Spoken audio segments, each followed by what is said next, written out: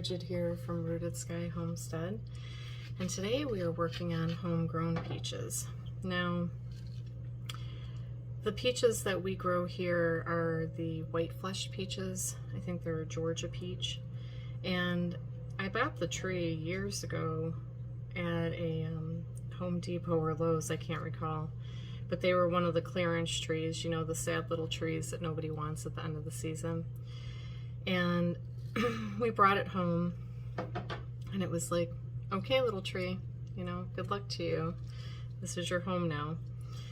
So year after year, it's a crapshoot of what we're going to get because we do not fertilize, and we'll do selective pruning, but overall, it's a wild and free peach tree.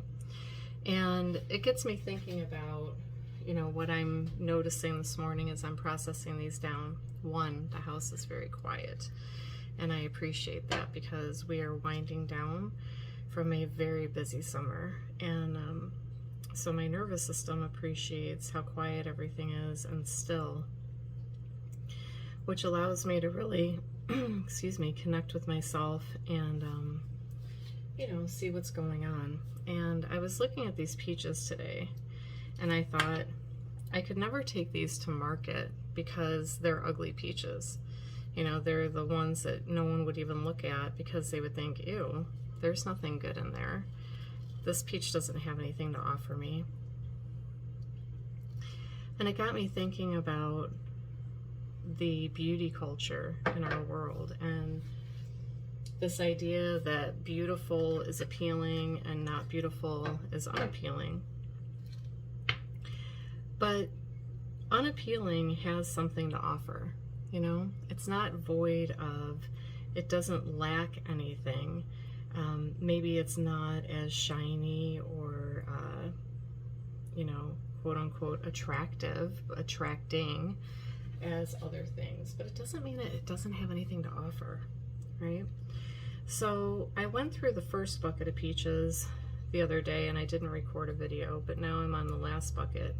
And, you know, these seemingly unattractive, ugly, or, you know, misshapen peaches, I got 8 quarts out of them.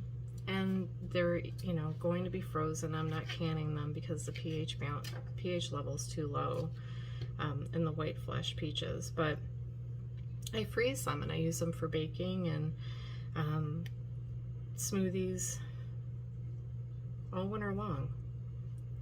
So they absolutely are appreciated and utilized here, but I could not take them to market.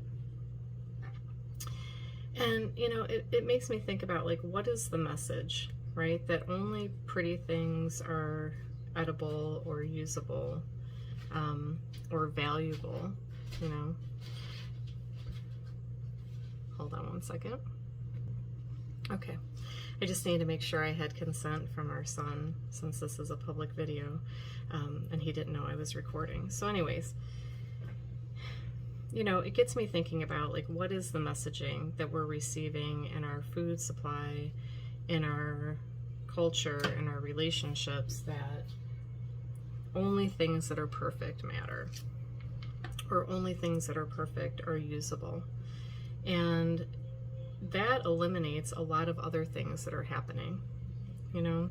So this peach tree was left at this store, and no one wanted it because it had like 5 leaves. I mean, I remember how pitiful it looked, and I thought, there's no way I'm leaving you. Like, you were just too sweet.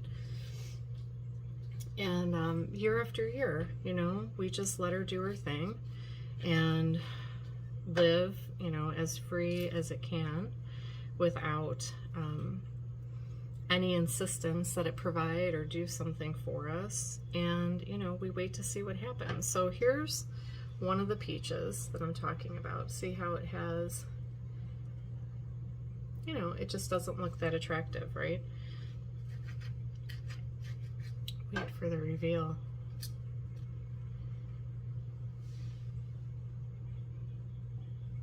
See? Just an everyday, beautiful, normal peach. Nothing that was going on the outside affected the inside. Hold on, I'm almost done getting the skin off.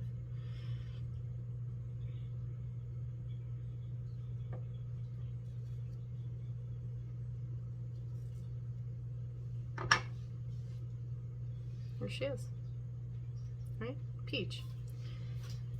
And I have an entire bowl, I'll show you in a minute when my hands are not as sticky.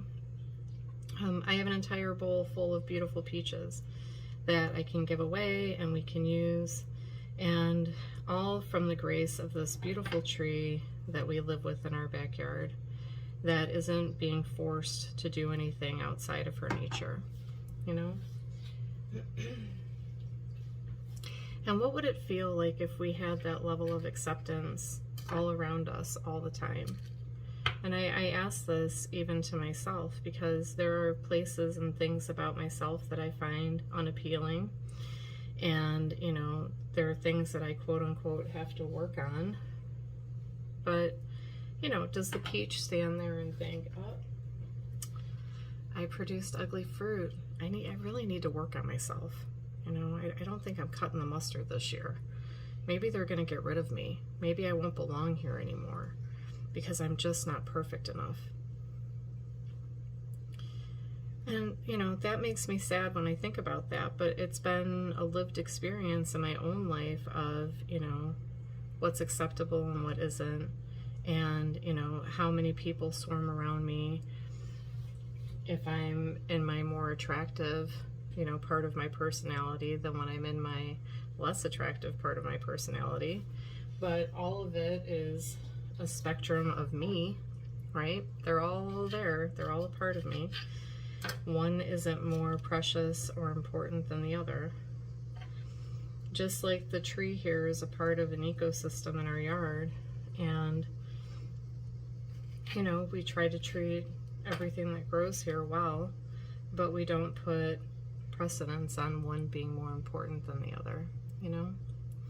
So these are some thoughts as I'm processing down the bounty of this year's crop from our home fruit trees. We had 5 bushels of apples, and I made apple cider, apple butter, and apple sauce, which is a video on my channel that you can go back and watch. I did that last year, so same process, just doing it for a new season, stocking up the pantry. And today is also processing day with the quail. So we are at the 14-week mark with the newest additions, and some of them were brought here for meat. And so today is going to be processing day. So let me show you. I still have plenty more to do. I have a half a bucket left, but I don't want to bore you for too long. Hold on. There you go.